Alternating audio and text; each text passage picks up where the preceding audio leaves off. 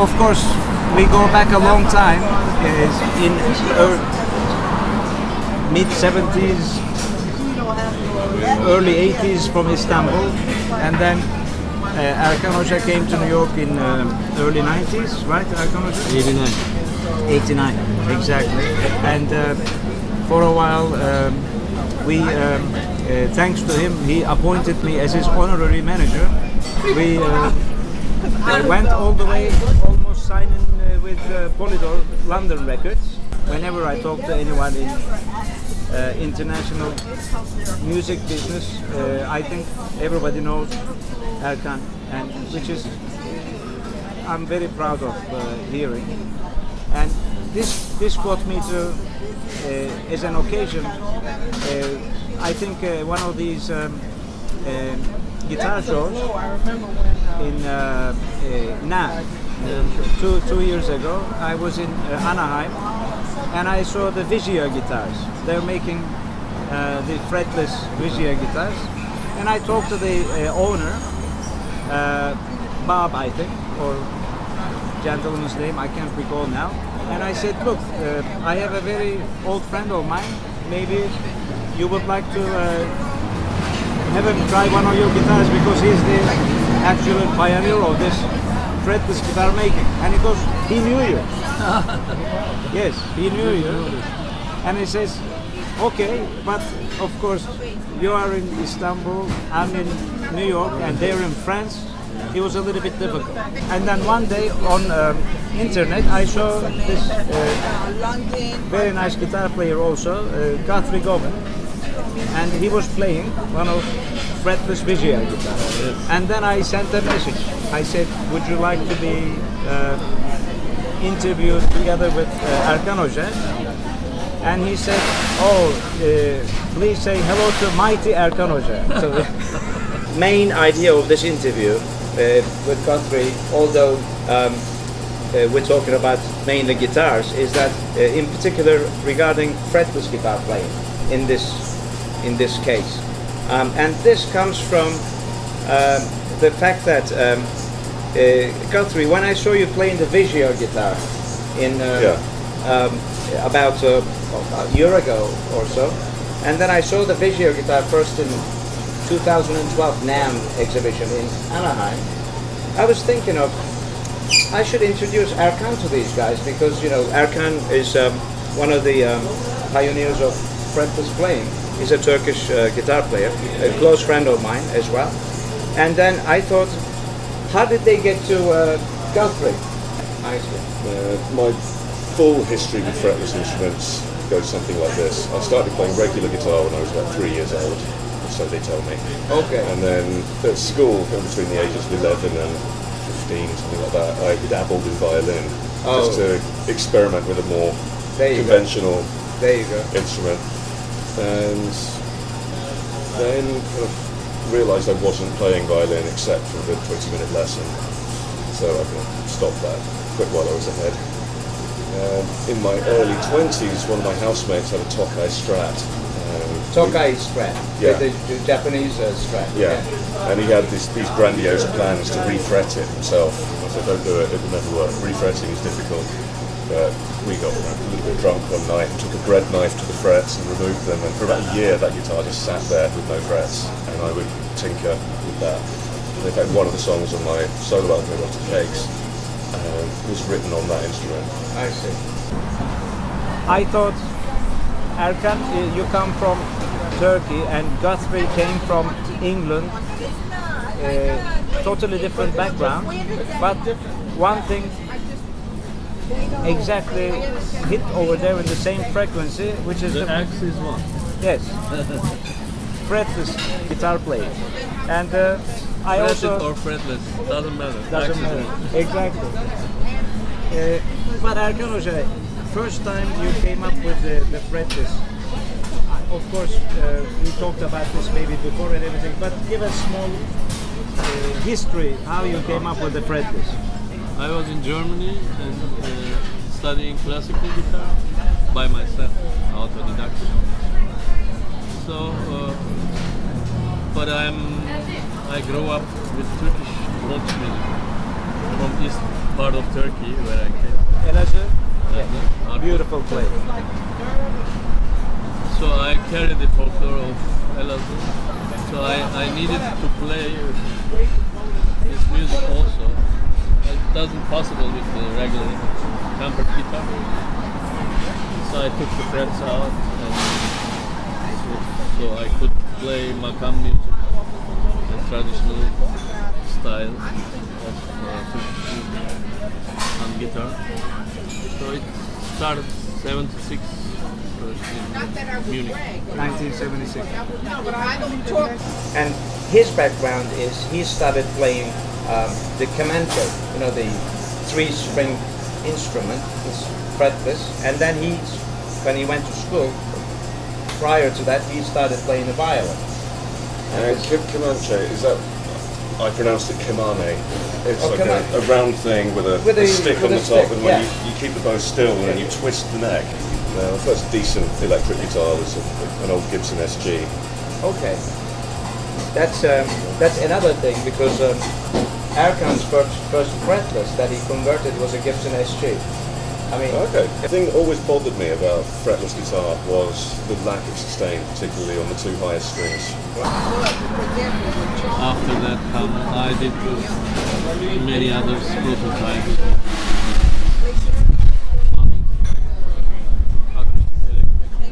8-string. 8-string. I remember that one.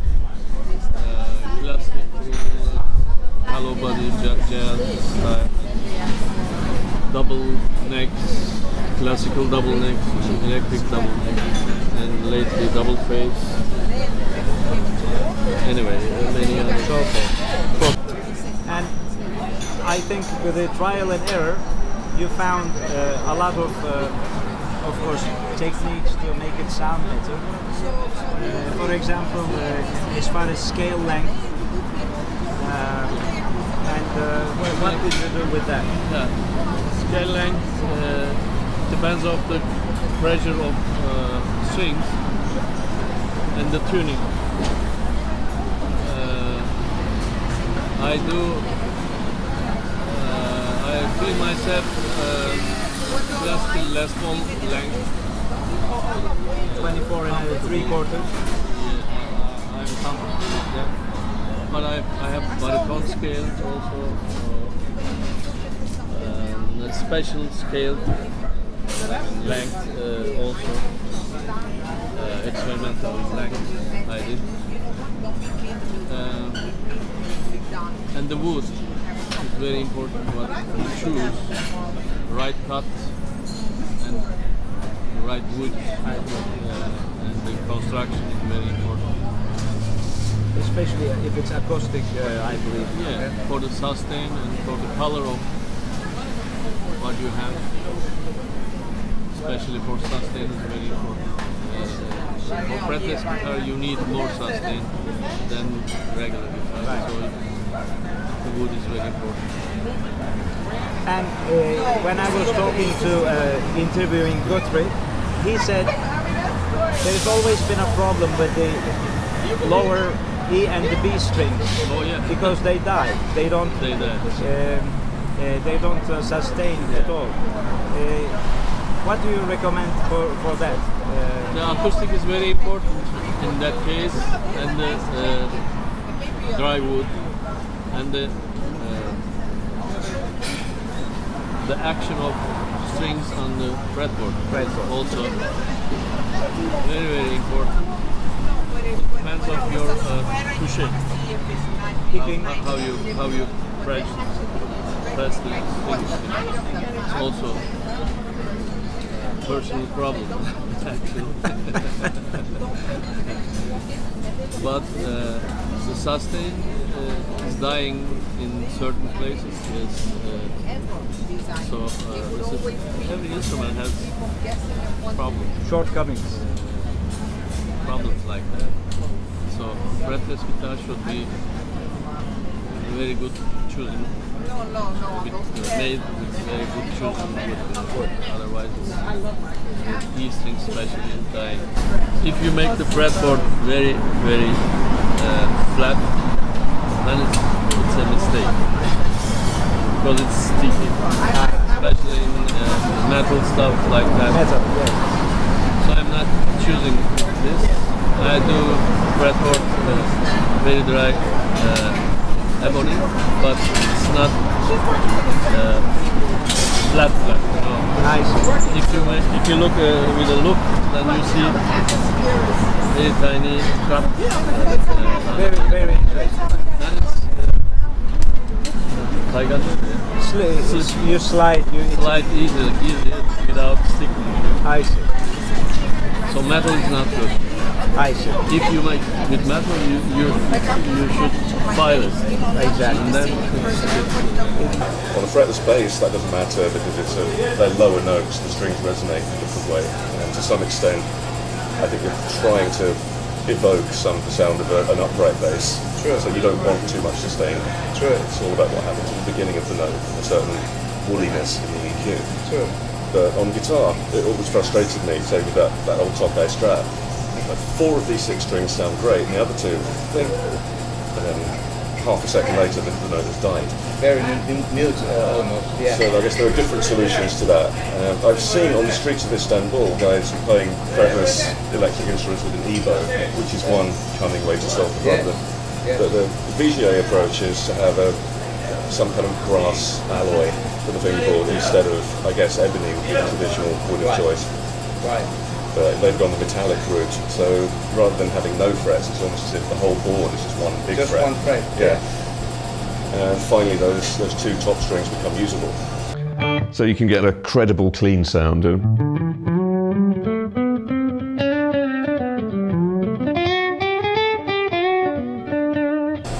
What do you think the main difference if you're playing a fretless solo on a fretless guitar and you're going to play the same solo on the regular guitar, electric guitar, with a whammy bar? But where do you find yourself if you had the 2 options, or if you had to copy, let's say, this guy with a fretless and you have a regular guitar, fretted guitar with a whammy bar? I think the basic sound will be different, but also because the interface is so different. Like a whammy bar is one kind of mechanical solution to the problem, but actually having a fingerboard that lets you glide between the notes, it's a much more subtle thing, and I think it encourages you to play in a different way. Right. I've found that with any stringed instrument I've ever picked up, even with 2 similar electric guitars. If they sound or respond slightly differently, that will make me want to play different things. I'm always trying to get the best sound out of whatever that instrument happens to be. So realistically, I would never play the same solo on a fretted guitar and then a fretless one. Yeah. But for me, the real fun about fretless guitar is what happens in between the notes rather than the notes themselves. Microtones. Yeah.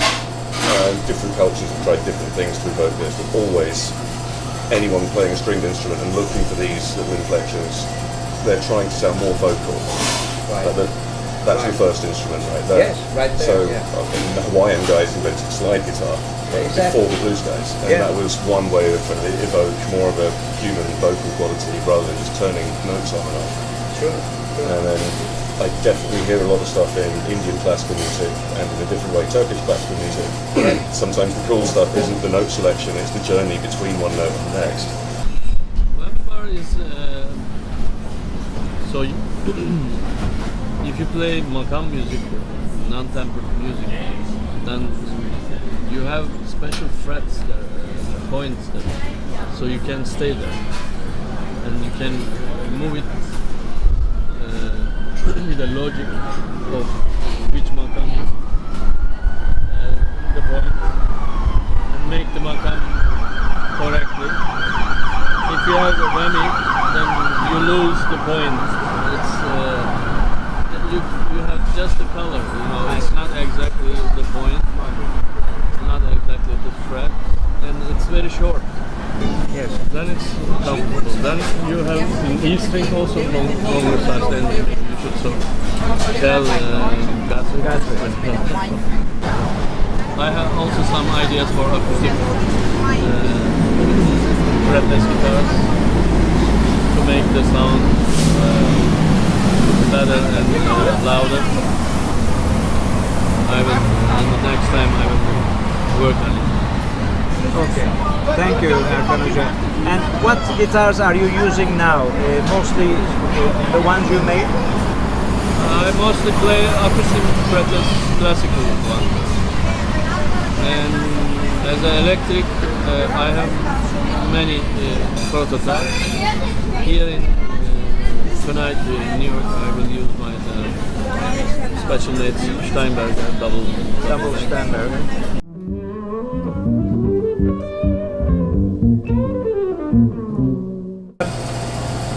Guthrie, do you have anything you want to ask Erkan? Who, by the way, I texted with him before I came, and he sent his best regards, and he wished you guys the best of luck with your. This is the penultimate gig, I believe, right? It is. Yeah. It's been emotional, but it's nearly over now. Yes.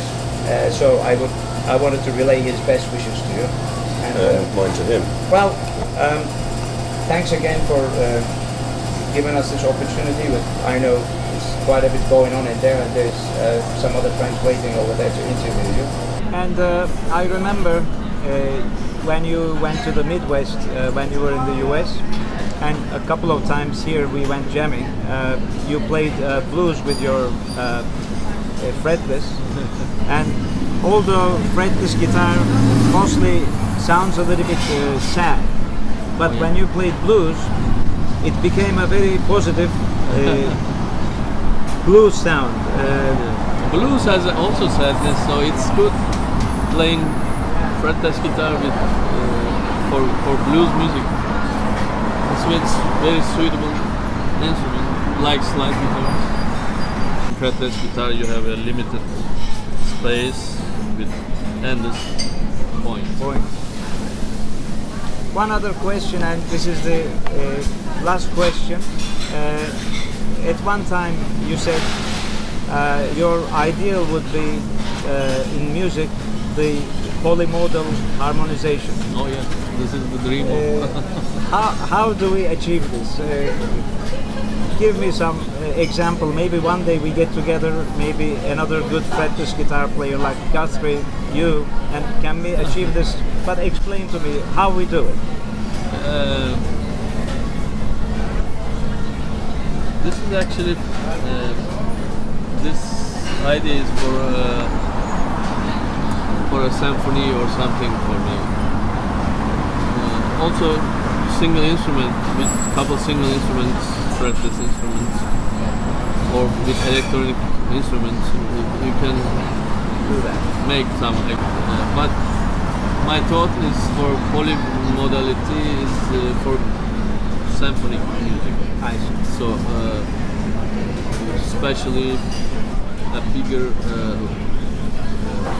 bow section, String. the string section, and added the others, trombones, whatever, others fretless instruments, and also regular instruments for tempered point. For example, one line should be in mode Uşak, the other line should be in Yüzam, the other line should be Rast, whatever. In different makams. Different makams at the same time, horizontal and vertical sounding logically, aesthetically, rhythmically, harmonically in one. And sometimes, this is the dream of I see. polymodality. sometimes do they crash also to one another, or then that creates a nice it nuance creates, to it? I'm sure it will create harmony, very nice, Okay. natural harmony. Okay. It's not tempered, it's natural. That's okay. Now that's the first time I understand it, by the way. But of course, It's perfect tuning. You reach after that the perfect tuning. You go into this is the dream. Then you have no war anymore in the world. I'm sure. and thank you very much, Erkan Hoca, You're welcome. for making this possible. And we will hopefully publish this. Say along hi the- to Guthrie. I will say hi to Guthrie, and you say hi to Guthrie. Also Vijay. And also to Vijay, yes.